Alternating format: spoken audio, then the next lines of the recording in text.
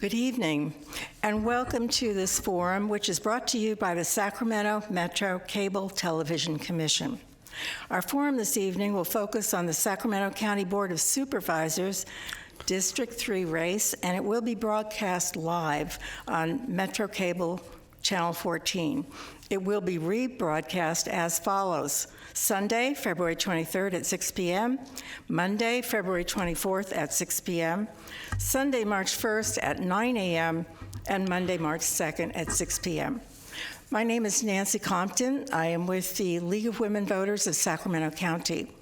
The League of Women Voters is a nonpartisan political organization that neither supports nor opposes candidates or political parties. But what we do is provide voter services and voter education. We study public policy issues and develop positions, and we make it easier for the voting public to make informed choices at the ballot box. This year, 2020, we are celebrating our 100th anniversary, having been founded in 1920, the same year that the 19th Amendment passed, finally granting women the right to vote. Our candidates this evening are seated alphabetically. Starting at my left, your right, we have Matt Chicotto, Rich Desmond, Greg Fishman, Tiffany Mock Goman, and Cottrell Wood, all candidates for District 3 Board of Supervisors. The format for this evening's forum will be as follows. Each candidate will be provided 1 to 2 minutes for opening remarks.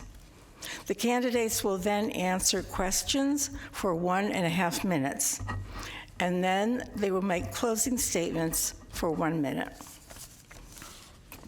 I will start with the questions on my left, your right, and then the next time I will start on the other side to give everybody equal time. So we will start the questioning with Matt. And the first question is, would you vote for an emergency climate declaration that ensures our county achieves zero fossil fuel use as quickly as possible, at least by 2030? Please elaborate. You want an introduction first? I am so sorry. Yes, we should introduce the candidates. Okay, I jumped right in. We will now have the candidates provide their opening statements, and we will start with Matt. Yes. Good evening to all of you at home. Thank you for being here and listening this evening, to the League of Women Voters and Metro Cable for putting this forum on. My name is Matt Chicotto, and I'm running to be your next county supervisor. I was born and raised in Sacramento, attending our public schools, knowing what it's like in life of community of Sacramento. My parents worked for the state, and my dad cleaned the building at night as the janitor. We lived life at certain times with one car or no cars, but we always had each other. We had the sense of community, and we had the Parkway here in Sacramento. We had the natural resources and things that really made my childhood. All of that changed on September 11th. That morning, after I helped my mom, after the rest of the state of California was evacuated from downtown Sacramento, I walked right into an Army recruiting station and raised my right hand. I felt a call, a commitment to service, not only my family and my friends, but my entire community back here in Sacramento. I spent over almost 5 years as an airborne paratrooper in the U.S. Army, deploying twice to Iraq. It was on my second tour where I was wounded, returning to my hometown, returning to Sacramento in a wheelchair with a hospital bed from the VA. That wasn't enough. I knew we had to continue the fight. I knew we had to continue spreading our sense of community. After attending school here at Sacramento State and meeting a wonderful lady who's now my wife, and we're raising 2 beautiful little girls, I started working with Congressman Barra's office. And now, for almost 7 years, we've been on the front lines helping all of you, helping you with workshops, helping you with assistance, and we will continue to take that same mentality and do it for you as a supervisor in Sacramento County. We can do more. We must do more to address this homeless crisis, have real economic development, and make it an equitable opportunity for every single person living here in Sacramento County. And that is why I am running to represent you, but more importantly, to continue my commitment to service. My name is Matt Chicotto. Thank you. And thank you, Matt. Our next opening statement will be from Rich Desmond. Thank you very much. Thank you to the League of Women Voters for hosting this forum this evening. My name is Rich Desmond. I am a lifetime resident in District 3 in Carmichael. I'm the youngest of 9 kids, fifth generation Sacramento kid. I've been involved in volunteering and community service in this district my entire adult life. I just retired after 24 years serving the state of California in public service in the California Highway Patrol. I'm running for this position because, quite simply, I love this community. I've been a part of this community my entire life. My life is deeply woven into the fabric of this community, and I love it. It's a wonderful place to live. But we have real struggles, real challenges in this community, and I want to work hard with the community, with other elected officials in this community to improve the quality of life for everybody who lives here and works here. I spent the last 4 years of my career in the Highway Patrol as the legislative liaison over at the state capitol. In that position, I had the opportunity to work with elected officials, non-elected officials, stakeholders on all sides of major public policy issues affecting the state of California, affecting law enforcement, affecting commercial, private industry issues throughout the state. And during this time, I developed a reputation of being someone who can work very well with people with disparate interests to solve problems, to make sure that government is working better for the public that it's intended to serve, to make sure that government is more hospitable to businesses in the state of California. We have real problems in Sacramento County: homelessness, economic development, public safety, our roadways. I look forward to the conversation tonight, and I look forward to earning your support to be your next supervisor on March 3rd. Thank you very much. And thank you, Rich. Our next opening statement will be from Greg Fishman. Thank you, and it's an honor to be here, especially on the 100th anniversary of the League of Women Voters. That's quite a milestone, and I'm proud to be here. I'm running for Sacramento County Supervisor in District 3 as well. My name is Greg Fishman. I'm currently serving on the SMUD Board of Directors. I've been on the board there for 5 years, and I'm extremely proud of the role that SMUD is playing in our community. We're keeping your lights on. Your rates are about 35% lower than other utilities. We're always highly rated for customer service, and we're doing the right thing for the environment as well. We're leading the way in that effort. So I'm hoping to take that same common sense approach to solving problems to Sacramento County. SMUD is literally recognized as one of the best public utilities in the country, and I think it's also recognized as one of the best public agencies in the Sacramento region. I can translate that to Sacramento County and be an effective representative for District 3. So I've always served Sacramento for the 40 years that I've been in town. I was a journalist and actually sat in this room covering the Board of Supervisors back in the late 80s and early 90s.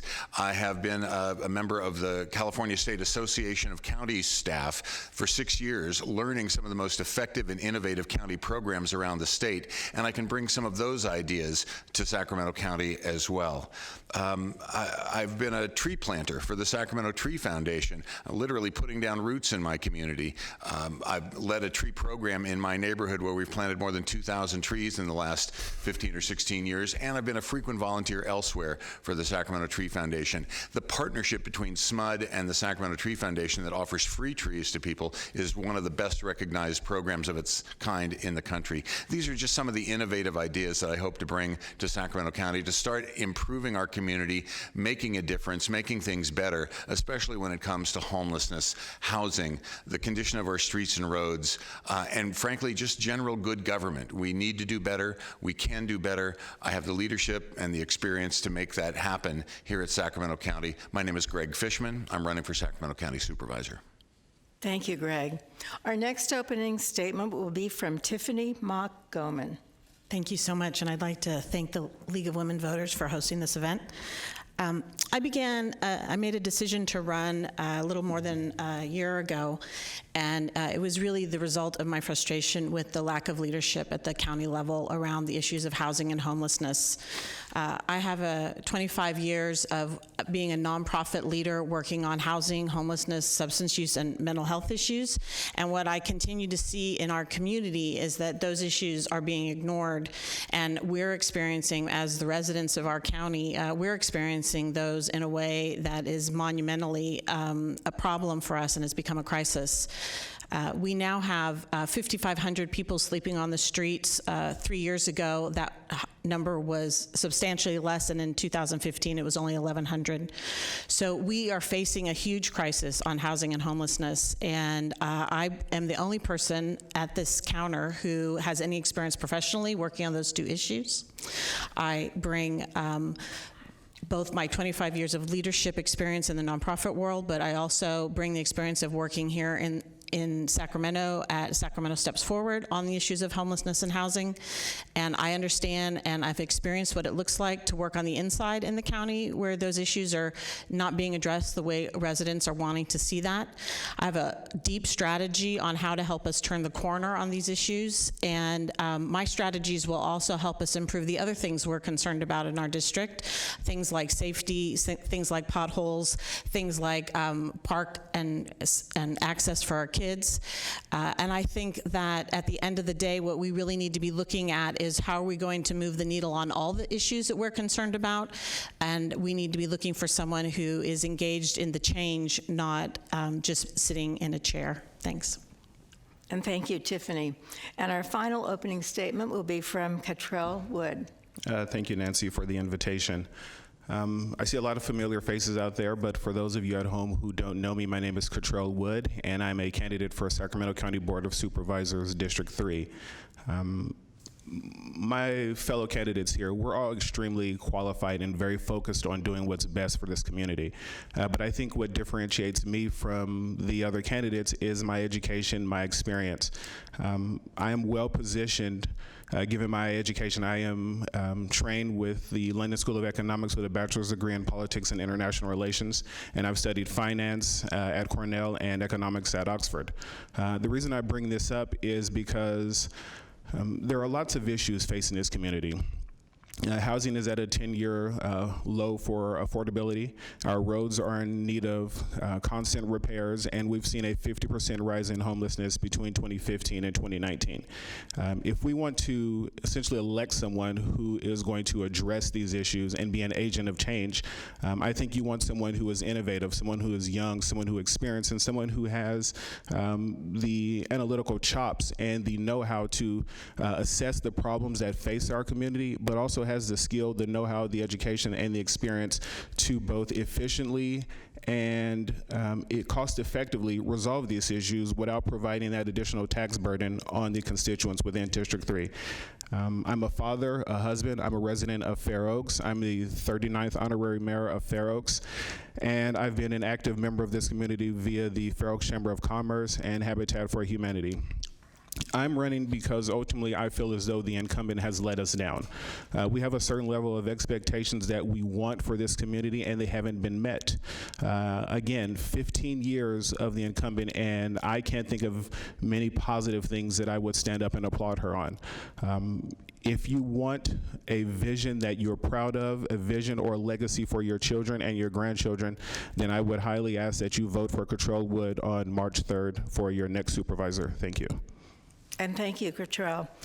After listening to the opening statements, I'm going to lead with a different first question. And I'm going to start right here and go that way, and then we'll come over and start with Rich and go that way. So now the first question is, and this is going to be for you. Yep.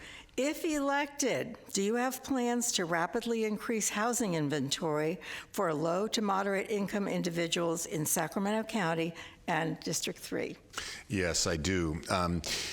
One of the big problems right now with building more housing, there's several, but one of them is there's $30,000 to $50,000 in impact fees per unit to get a project off the ground, just to start building a new project, just to pull those permits. I think that's way too high, and it's getting in the way. And so the impact fees are supposed to pay for the impact of a new development on schools, roads, sewer, water, all the infrastructure, and those impacts are real. But I think we're not looking at the impact of not building those housing projects and what impact that has on our communities. And so I think we should look into either reducing, where possible eliminating, or at least allowing the financing of those impact fees. That will reduce the cost right away.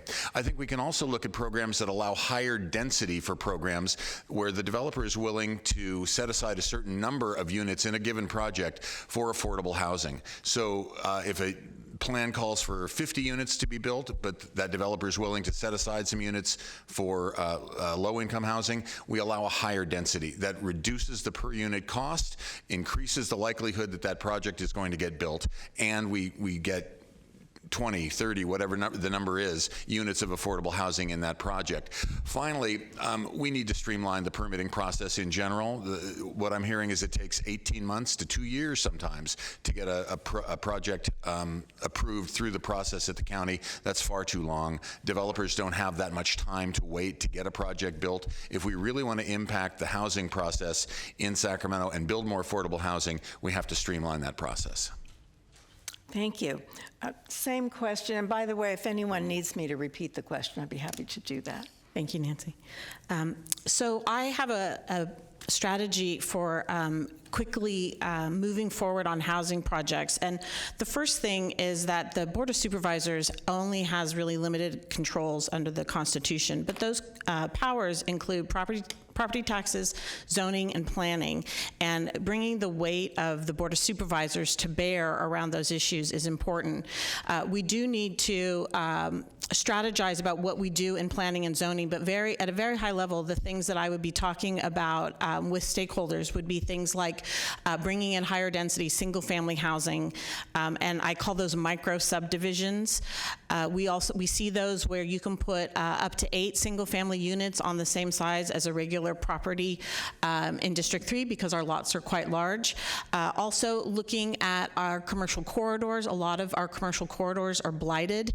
I'd like to see some of those less successful corridors be brought down and new commercial put in with residential mixed above it. That would allow us to have lower affordable housing on the lower levels, smaller, more modest, more expensive units going up for condominiums. We also need to be looking at tiny houses and smaller houses. Right now, zoning doesn't allow for units that we consider tiny houses to be put on a foundation. And so we need to be looking at all of those pieces.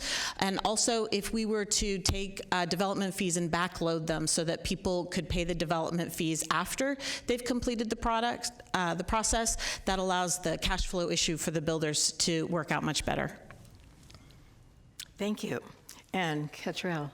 Yes. Essentially, my focus is limiting and reducing the roadblocks to affordable housing. If you go to my website, www.controlwood.org, you'll see I've outlined a very detailed 6-point plan where I focus on the expansion of development opportunities. We need to rethink, as Greg so eloquently put, we need to find ways to reduce those impact fees. The fees in general are one of the largest hurdles to new construction within this district. We need to find ways to incentivize developers so that they have an incentive to build more affordable homes. We need to leverage private investment so that we can create those affordable homes. And ultimately, I think it's important that we focus on just looking for creative ways to promote more affordable housing within this community. As I mentioned earlier, 10-year low when it comes to home affordability, and there's a direct correlation between housing affordability and homelessness. I've taken part in the last 2 PID counts, and in each of those PID counts, for those of you who aren't familiar, the PID count is a point-in-time count where you go out and you essentially survey the homeless. The #1 reason for the homeless within this community is the lack of affordable housing. If we are going to address homelessness, we need to do something about affordable housing, and we need to look at all options available. Thank you. And now, same question to Rich. Thank you very much. And this is such a huge issue, but I think it's important to note that we can't wait for just more affordable housing to be built. We have to do more right now, which is why I will start with identifying where some appropriate locations might be, not only in District 3, but certainly in Sacramento County and the region for shelters and safe sleeping centers, things that we can put up much more quickly than more affordable housing projects, which are absolutely desperately needed. And I agree with a lot of things that my counterparts have said here, certainly.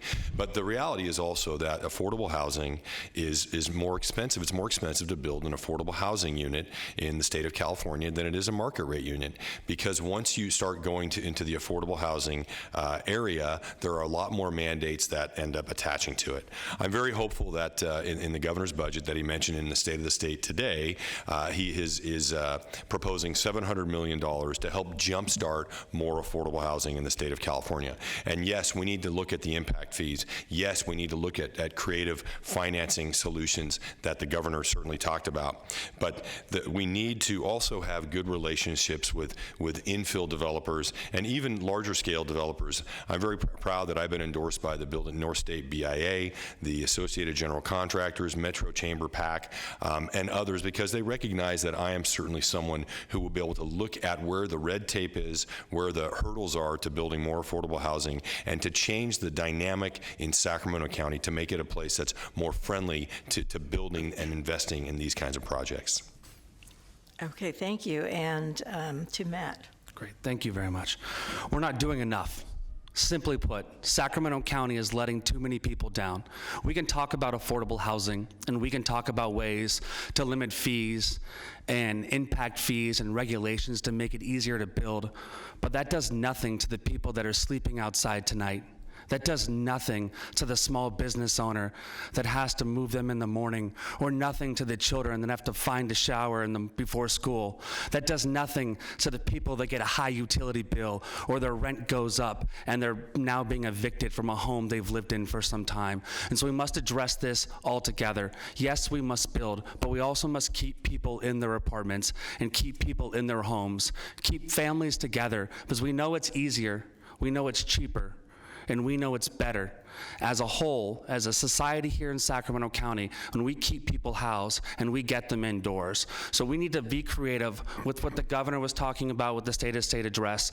We need to understand the relationships between the city of Sacramento, but also out in the county, in the city of Folsom, Elk Grove, and Citrus Heights, bringing the unincorporated areas and the community together and find a collaborative solution, a collaborative way we can get people indoors here in Sacramento County, and they can have the dignity of finding themselves in a warm place to sleep this time of year. We must do more here in Sacramento County. Thank you, and thank you all for your responses to a situation that's very critical in our community. The next question, and I'm going to start down there, and I'm just going to go all the way through, and this addresses transportation. Next fall, Sacramento area residents may be voting on an additional half-cent sales tax to generate the revenue needed to support and improve our transportation infrastructure. Those concerned about our infrastructure are asking local elected officials to follow Sac Metro advocates for rail and transit's guiding principles, which envisions a future in which most county residents can live and work within walking or biking distance or a transit stop from everything they need. What is your position on the future for transportation in Sacramento County? Yeah, that's a really good question. It's a complex question, and it comes with a complex answer because, yes, I think that is the ideal. The dream is to have housing near the points of transit, but there are lots of things that we need to consider when it comes to building new developments. What are the impacts on the environment? What are the costs to the members of the community? And I don't just mean fiscal costs or fiscal implications. What are the environmental implications? What are the traffic implications? There are lots of things to consider. So I'm hesitant to just essentially take a stand and say, yes, I'm for this or I'm opposed to this. As I mentioned earlier, my background affords me the requisite skill set to be very analytical, and I think it's incumbent upon all of us to go and analyze the details of these various issues before we commit to them, because otherwise, why are we here? We're here to analyze problems and provide economic, efficient solutions, and that's what I'm running on. Thank you. Same question, Tiffany. So I think that whether or not we vote for the half-cent sales tax, I think really what we have to be talking about is how do we change a culture in which we're really car-driven. And some of the things that we need to be looking at are things like if we were to be concentrating housing and services along commercial corridors, similar to what I proposed, then we're really creating concentrated demand for RT, which right now we don't really have. And RT, particularly in District 3, is abysmal at best. Most people can't even get from their home to work on rapid transit right now, or even on bus systems. The other thing that I think is important that we look at as we're considering what the future is for transportation in our community, we are in a great place where we're training a whole generation of students to use public transit, and we need to make sure that our system is ready for them to graduate from that system and continue to be riders. And one way we do that is by looking at how do we concentrate both demand and also access. I think we have a lot of potential in terms of what we do with our transit system, but we have to start also by looking at, we have to stop building further out because that's what's filling our freeways. We don't have enough commuter incentive. We could be doing things like casual carpool, from further out, which is a Bay Area kind of tool, but it's one that works very efficiently, and it's one that really is not utilized at all in our community. We also have the ability to be thinking about what does it look like as our population of seniors continues to age and aren't able to get around. How are we going to provide services for them as well? Thank you, Tiffany.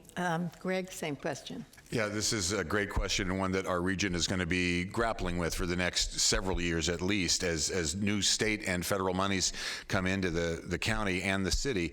I think what we have to do is really find that balancing point. So we've got infrastructure that is crumbling, and the longer we wait to fix it, the more expensive it's going to get to fix it. I might also add that the longer you wait, and if you have to completely repair a road, starting literally from the gravel base up, it creates more greenhouse gases and more emissions that we're trying to avoid. So fixing those roads that are on the verge of being unusable, that's where we've got to start. We've got to fix the potholes. We've got to do that as well. But we also have to put enough money into regional transit, into light rail, so that we can extend it to the airport, extend it to Elk Grove, extend it up to Roseville if we can do that. And we've also got to make sure that we're putting enough of the local money into those pots for regional transit so that we're qualifying for the state and federal grants that often require matching funds. So this is a tough balancing act that we've got to do, and it's going to require a lot of public input. It's going to require a lot of time, and it's going to require a lot of listening on behalf of the people that are sitting on this board and others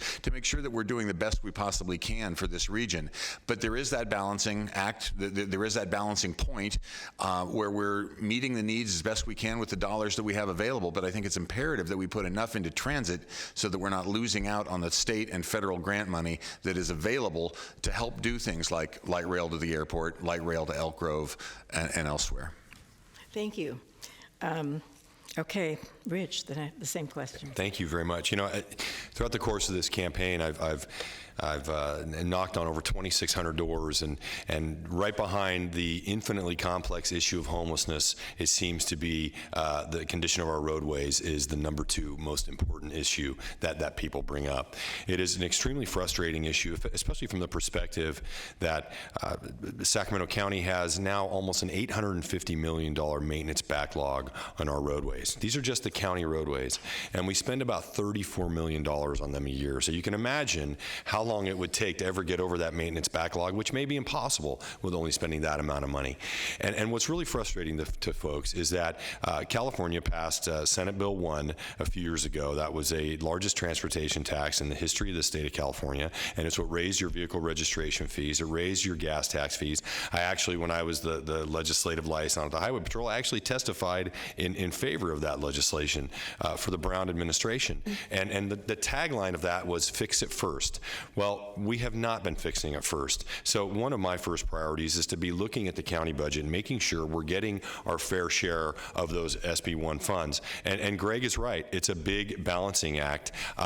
We need to invest in more transit options. I recently met with Henry Lee, who's the head of RT, and we talked about some innovative things we could do out here in District 3, like bus rapid transit. They're doing smart RT, which is a good thing, but we need to be doing more, but primarily we need to be focusing on fixing the roadways first, and that will be my priority. And I also look forward to being, as a supervisor, serving on SACOG and the RT board, where I can directly influence our transportation decisions. Thank you. And thank you.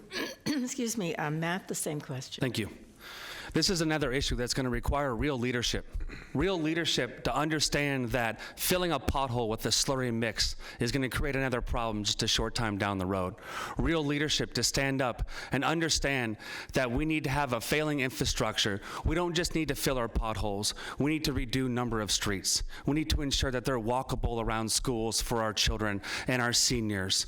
We need to ensure that regional transit is thriving here in the community. School kids and parents can get to work, children can get to school, all through a transit system that works for them, that's accessible and priced right. And we also need to ensure that our roads are meeting the demands of the cars on them right now. We need to not only build and fill potholes, but understand, can we take utility lines and put them underground? Can we extend broadband internet to parts of this district that have none? Can we ensure that storm gutters and rain runoff area is now meeting the demands of the system? These are things we can be smart with. So I say, when we go to dig and we go to build, which we're going to do day number one, we're going to do it smart. We're going to do it with your input, and we're going to do it understanding that the leverage of the federal and state dollars are going to make Sacramento County much better in the infrastructure plan.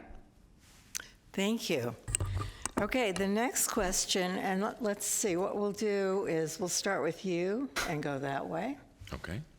I guess that's what we already did, but that's okay, that'll work. Okay, the next question, AB 392, the new law that changes California's standard for police use of deadly force when necessary, went into effect on January 1st of this year. Over 200 law enforcement agencies must now comply with this higher necessary standard and update their deadly use of force policies to meet the requirements of this new law. However, the law enforcement lobby is still fighting against AB 392. As a member of the Board of Supervisors, how would you propose that the board oversee and intervene, if necessary, with the Sheriff's Department to ensure that AB 392 is fully implemented? Yes. This is another one of the questions of our day, because what's happened, especially to the minority community here in Sacramento, elsewhere around the state, elsewhere around the country, is unconscionable. And so we have to be able to require those that we give greater authority, police agencies, to also have greater responsibility. And I have great respect for anybody who's willing to put on a badge and a uniform and carry a gun and go out and protect us. But again, with that greater authority comes great responsibility. And so we need to hold them accountable. We need to provide the training that AB 392 calls for. We need to make sure that our sheriff is providing that training to his line officers and deputies. A quick word about our sheriff. There have been a number of lawsuits and settlements related to mistreatment at the jail and other problems that have cost taxpayers in Sacramento County tens of millions of dollars. Those are dollars that could easily be spent, could much better be spent on true law enforcement, on real public safety, on drug and alcohol treatment for people who are homeless, for homeless services in general. We have to find a way to keep our sheriff more accountable, even though he is an elected official on his own, and the Board of Supervisors has limited authority over him. But we do have the bully pulpit of this dais, and I would intend to use that to keep our sheriff more accountable. Thank you, Greg. Same question, Tiffany. So I think some of the challenges we face as a community are really, how do we engage all the stakeholders who have skin in the game on the issue, and I think it's many of us. First, I'd like to see that we have a policing commission that reports directly to the Board of Supervisors, so that the board is in a position to be hearing directly from not just the commission, but also people who are working on behalf of the commission and who are providing feedback to the commission. Having a commission that reports back to the organization it's supervising is pointless, really. The other thing is that when we often see excessive use of deadly force, we're often talking about people, the victim being someone who has severe mental health problems. And this is something that we see over and over again. And what I'd really like to see are that we have more mental health resources that are embedded with our response teams, so that they have someone helping them to figure out what the correct assessment is in the situation. And then finally, what we have to do is figure out how to create a culture change within law enforcement by bringing back community policing in a meaningful way. And that really starts at the ground and at the community level. And I would encourage our community to be able to do that by engaging with our essentially foot traffic and our beat cops and sheriffs to come and engage with their community that they're protecting. Thank you, Tiffany. Same question, Cottrell. Our law enforcement officers have a very, very difficult job. And I'm, as a minority, obviously this is something that's near and dear to me because I do empathize with some of the critiques of our law enforcement. But at the same time, I'm hesitant to critique or criticize them because they're not all bad apples. We have a lot of really good, dedicated law enforcement officials serving Sacramento County. I think what's important is that we find a way to have a more collaborative relationship with our communities of color and our law enforcement officials so that we can try to get to the core of the issues, so that we can reduce implicit or explicit bias, so we can ultimately eliminate, and that's right, I said eliminate. The goal is to eliminate unnecessary deaths by our officers, and at the same time, we need to be cognizant of the deaths that the law enforcement has experienced. Death on either end is inexcusable, and I think this goes back to understanding what's important to our community, what's important to our officers, and how we can find a way to collaborate and find solutions so that we can ultimately address these issues that are clearly plaguing a lot of our communities of color. Thank you. Okay, same question, Rich. Thank you. This is such a compelling issue because the authority vested in law enforcement officers to use force to effect an arrest or in the course of their duties is probably the biggest power given to any government actor. I have a unique perspective and obviously experience in this issue as a member of the California Highway Patrol for 24 years. I have been involved in these kinds of decisions, use of force decisions, as a patrol officer and working in the field in the CHP. I have trained officers on how to use appropriate force, and I have investigated and disciplined officers as both a sergeant and a lieutenant in the CHP's Office of Internal Affairs when they use force inappropriately.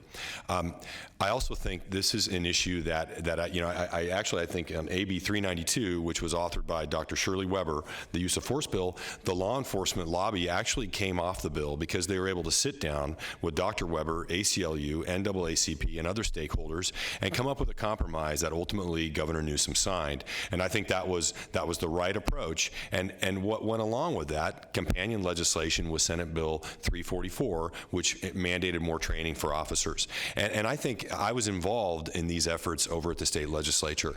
And I think that is the perspective and experience I bring to this job as a supervisor. And when it comes to holding the sheriff accountable, I'm very happy that the Sacramento County Supervisors unanimously approved a new inspector general. They selected an inspector general. It was also approved by the sheriff and the Law Enforcement Labor Organization. And that's a good step in the right direction, but I also want to explore doing more in Sacramento County.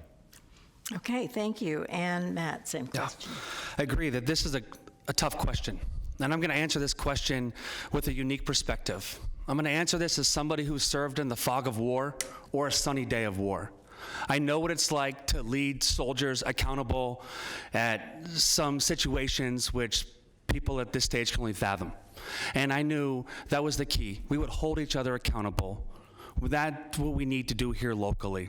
We need to hold our sheriff accountable for the actions within the department and then within his own leadership. The lawsuits of sexual harassment, the lawsuits surrounding lack of treatment are wrong, and they come out of our dollars as taxpayers. We need to ensure that our law enforcement has the training, not just for mental health treatment, but for domestic violence calls, to deal with children, to deal with all parts of our population. Because kids should not be afraid to dial 911.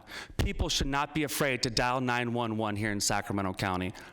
And we need to find a way that we can come together collaboratively as a community and bring that back together, to fill that divide with a bridge between the community and the law enforcement, and allow our community to thrive under the peaceful eye of the law enforcement community. And so we need to work together. We need to understand the constraints of each other, and we need to come together and train and educate ourselves on what we can do to make us all better here in Sac County.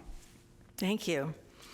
Okay, the next question, I believe what we'll do is start with you, if you just want to take a breath here.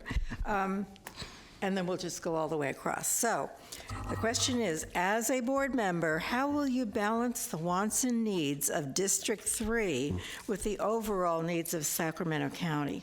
Yeah, no, that's a great question. And I can tell you I'm already doing that. For almost the last 7 years, I've been serving in Congressman Ami Bera's office. The congressman represents all of Sacramento County, all of the unincorporated Sacramento County, the various cities and different municipalities. And so we've been taking the needs of everyone and then being representative to the people. We need to be representative to who we are, but we also need to understand what we have here in Sacramento County. We can take our pros and we can take our cons, and we can come together as a community, and we can take our resources and leverage them amongst each other. Because I know what's good for a number of people in District 3 with an equitable opportunity, we're good for people all over Sacramento County. And so we can ensure that everything that we're doing is on the better behalf of all residents in Sacramento County, especially all of you. And that's the thing about this district. We need representation. Right now, we feel like we don't have anybody, and someone to stand up and not only speak on our behalf, but listen to us and listen to our demands, and that's what I would do as your supervisor. Thank you, Matt. Rich, same question. Thank you. It's such a great question because it really gives me a chance to talk about the diversity in this district. This District 3 in Sacramento County is not only an anomaly in Sacramento County, but it's certainly an anomaly in the state.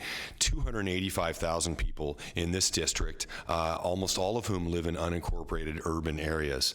That you don't see that anywhere else in the state of California, which makes the job of the supervisor over this district very, very difficult, because the county oversees most of the municipal services for people in the district. And you talk about balancing the needs of the folks in the district. That is as diverse as the income levels and the demographics in this district. The needs and the concerns of folks in Fair Oaks, for instance, are completely different from the needs and concerns of residents in North Highlands or Foothill Farms or West Arden Arcade. And that's why it's so crucial to have a supervisor that is going to be as engaged in every one of those communities. My plan is to propose having ways to balance these needs. It's number one is communicate better with people in the district and host regular monthly meetings with every community in the district, at least monthly, to try to decentralize some Board of Supervisor meetings to be held in different places, not only throughout Sacramento County, but certainly throughout this district, to make our government more accessible. And that's the way we find out what the needs and concerns are and how we can balance them. But something that I really look forward to is being a champion for the communities that are struggling in District 3. I've seen these communities in North Highlands and Foothill Farms and West Arden Arcade struggle over the years, and I want to be a champion for them to help them succeed and help bring investment back into these communities. Thank you, Rich. Greg, same question. Yeah, District 3 is an incredible place. It has the most expensive real estate in Sacramento County. It also has areas of abject poverty that are within 3, 4, 5 miles of that expensive real estate. It's incredibly diverse with huge immigrant populations that are not currently being well served by some of the county programs that could be helping them adjust to a new life. So we absolutely have to have somebody in this seat that can relate to immigrant communities, that can relate to people of different cultures and different languages, and also somebody who can relate to people of different economic levels and different economic perspectives. So I'm really looking forward to that aspect of performing this job. It is the least incorporated of any of the 5 supervisorial districts in the county. There's just a little sliver of the city of Sacramento down around the Sac State and Campus Commons, College Greens area. The rest of it is all unincorporated. So yes, we do have a huge need for the municipal services that cities provide in other districts in the county. We have to find a way to actually, frankly, come to our colleagues on the Board of Supervisors and ask for a bigger piece of the pie, because we do have more of that municipal services to provide to District 3 than any place else in the county. I look forward to having those discussions with my colleagues on the board. I look forward to serving District 3 and engaging with that diversity. It is a great place because of that diversity, and I look forward to serving District 3. Thank you, Greg. Tiffany, same question. Thank you.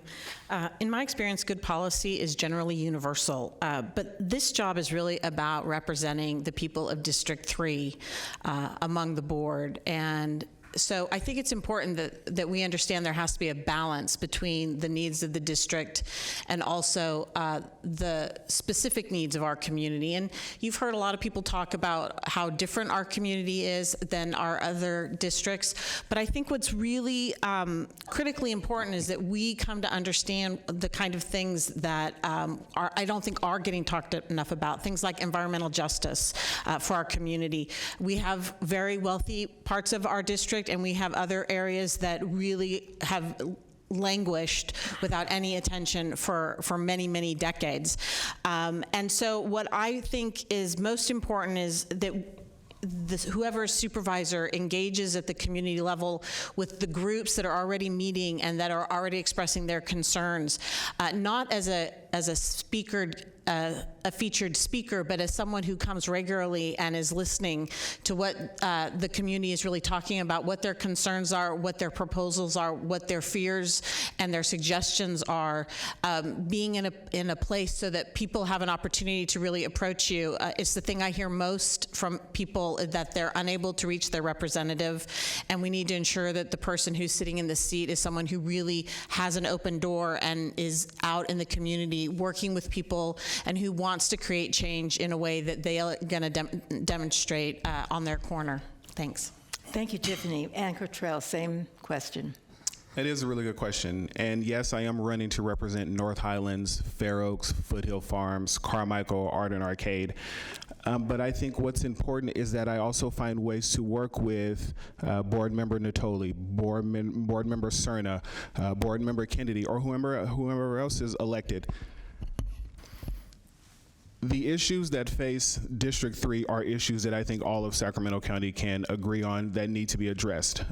As Tiffany mentioned earlier, approximately 6,000 individuals in Sacramento sleep on the streets on any given night. A homeless person dies on average every 3 days in this community, and we've seen an 85% increase of unsheltered homeless between 2015 and 2017.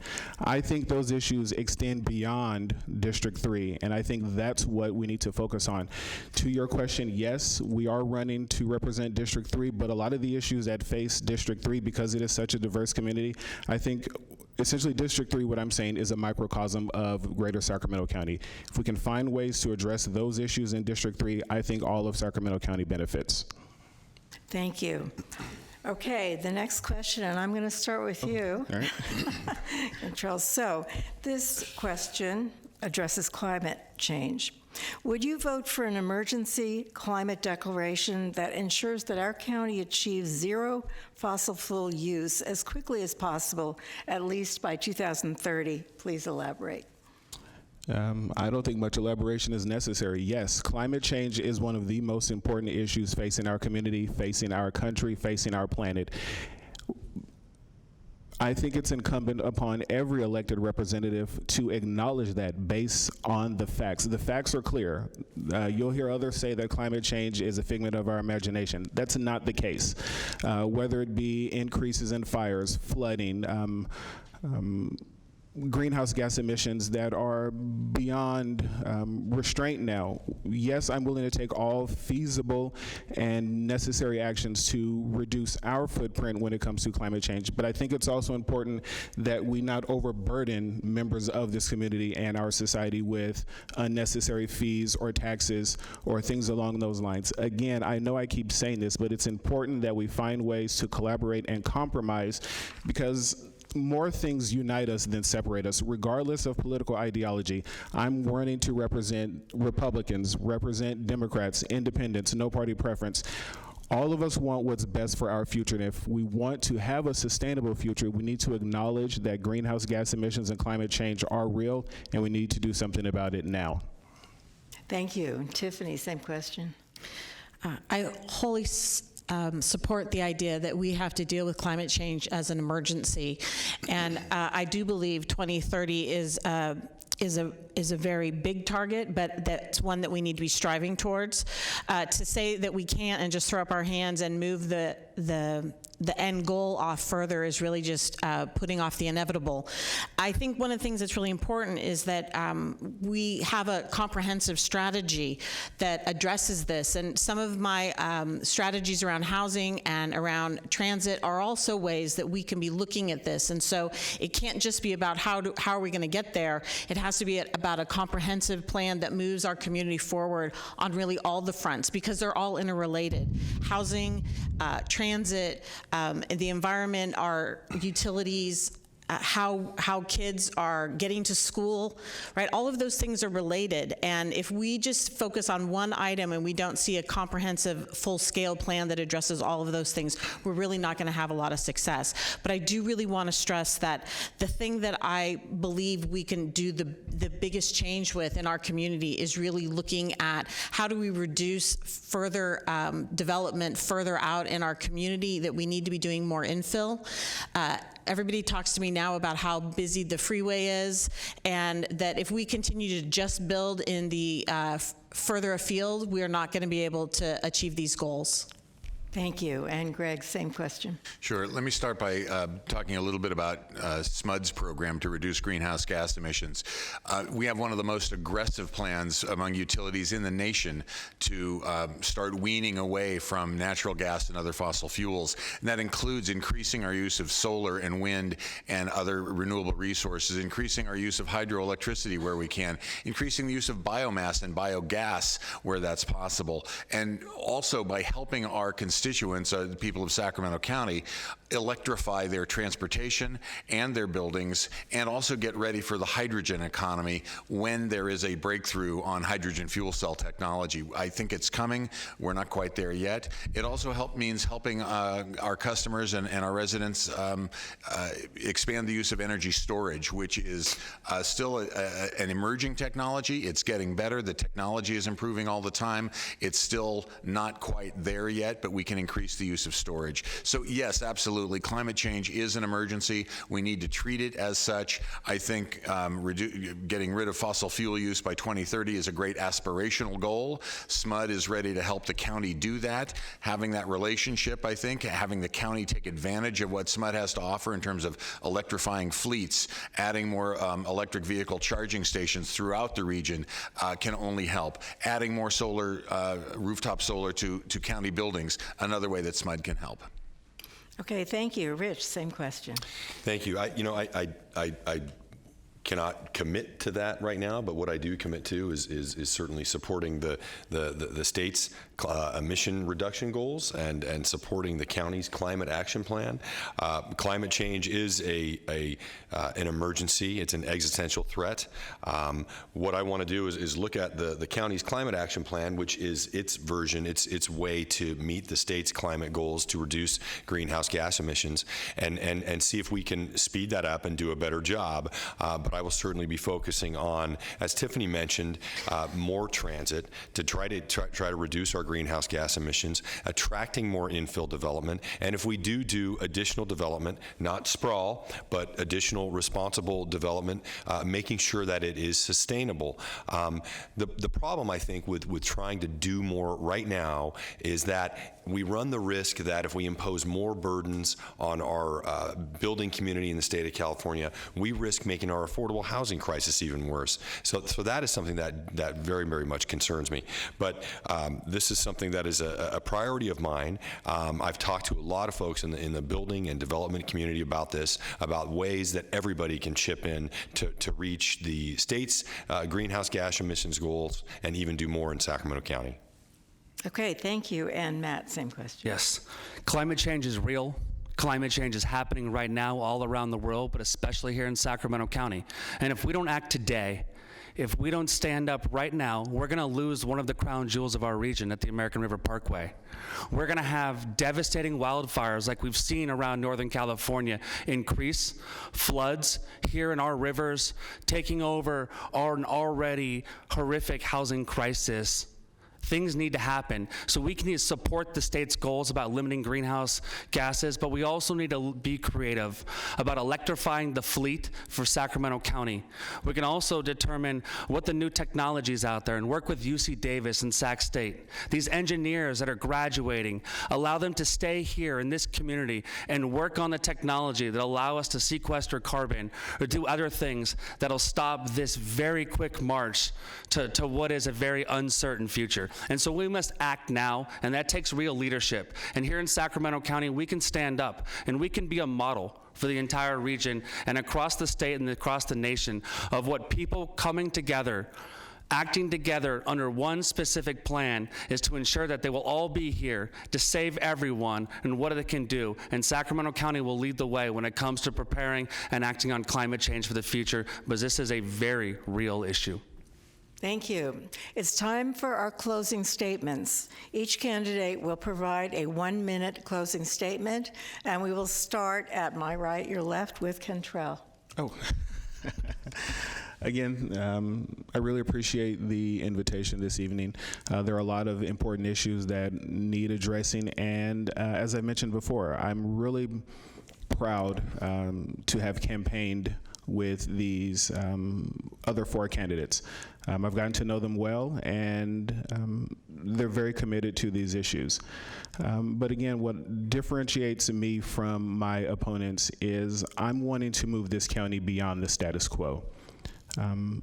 As I've mentioned before, during the last 15 years, we've seen housing that is no longer affordable. Our roads are in constant need of repair. And we've seen a 50% rise in homelessness within the last 2 years. If you want someone who is innovative, vibrant, and really interested in finding solutions to these problems, not just making empty promises because we want to get elected, then I am your candidate. If you want someone who is focused on the communities they were elected to serve and not corporate interests or special interests, I am your candidate. If you want someone who is who wasn't born here but decided to move here because he sees a lot of hope, promise, and potential for this community, I am your candidate. Cottrell Wood, March 3rd, 2020, and thank you for joining us this evening. Thank you, Cottrell. Tiffany? So I want to express my appreciation for this evening. What I really want to talk about is a vision for what our community looks like. We need to be building more affordable and middle market housing. We need to make first-time home ownership a real possibility for people again. And we need to be looking to see the benefits of that as we push through it. Expanding our tax base instead of increasing our taxes is essential if we're going to address the other things that we're concerned about. If we're going to talk about how do we subsidize rapid transit, how do we fix our roads, how do we address other needs that our community is looking for from its leadership. And there is a plan that can take place and that can help those things happen. I'd encourage you to look at it. It's on my website, tiffanyforsupervisor.com. I bring 25 years of nonprofit leadership to this campaign because I want to see a change in my community, and I'm not interested in being a politician in the long term. I'm looking to serve 2 terms and then go back to my day job, which is really what every politician should be looking to do. Thank you, Tiffany. Greg? Thank you again for this opportunity, and again, especially on the 100th anniversary of the League of Women Voters, it's an honor. I'm the only candidate that's actually held elective office here, and I'm really proud of the 5 years I've spent serving on the SMUD board. I'm the only candidate with direct experience in county government, working for 6 years with the California State Association of Counties. That's why the Sacramento Bee called me the change we need and a proven leader. And I'm proud to have the Sacramento Bee's endorsement. I've also received the endorsement from the Sacramento News and Review. These are journalistic entities that look at government and try to make things better. I'm the candidate that they've said is the one who can make things better in Sacramento County. I'm proud of the role that I've already played in this community, serving on the SMUD board, my local Park and Recs board, planting trees with the Sacramento Tree Foundation. I'm really hoping to take that experience, that passion for community service to the Sacramento County Board of Supervisors. My name is Greg Fishman. Please vote, and please vote for me. Thank you, Greg. Rich? Thank you, and again, thank you for hosting this tonight. And I also want to echo what Cottrell said. It is truly an honor for me to be up here with my 4 opponents on this stage tonight. They're all wonderful people dedicated to this community. I do think I have some distinctions. I am the only lifelong resident here, and that's not the only factor, but that is a factor. I am deeply connected to this community. I love this community. This is a wonderful place to live that has a lot of challenges. I have a very good leadership experience managing people and programs, complex programs and people, and I've been able to carry out change that makes government more effective for the people it's designed to serve and for the business community. I'm proud that I'm the only one who is a nonpartisan candidate. This is a nonpartisan seat. I have not sought the office of either political party, and I will not be accountable to a political party. I'll be accountable and beholden to the constituents of this district. And I can't solve all the problems in Sacramento County, but I promise you this: if you elect me, I will be a representative who works hard for you and will be responsive to you and accountable to you. So I hope you will support me, Rich Desmond, on March 3rd. Thank you, Rich. And Matt? Thank you. Thank you again for hosting this forum tonight to League of Women Voters, and congratulations on 100 years. This race is about choice. It's a choice of leadership. We've had people that represent the status quo in this race. If you don't think there's a homeless problem, or we have an issue with infrastructure, or a lack of economic development, you can elect people up here that represent a lack of inaction, or we can realize that together we can go far.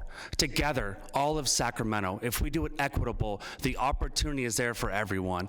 This is real leadership, proven in the United States Army and working with you for almost the last 7 years in Congressman Bear's office. I'm proud to have been endorsed not only by Congressman Ami Bear, but Assemblymember Ken Cooley and other people around the region, and most of our young people organization, young professional, young students, or people in between. But this is the time for action in Sacramento. We can come together, let's collaborate, let's find the solutions that exist, and let's move forward under real leadership. This time for excuses are over, and that's why I want to represent you, because it's my commitment to service. I'm Matt Ciccato, and I'm running to represent you on the Sacramento County Board of Supervisors. Thank you and good night. Thank you, Matt, and thank you to all the candidates who came out this evening, and thank you to the Sacramento Metro Cable Television Commission for hosting this broadcast.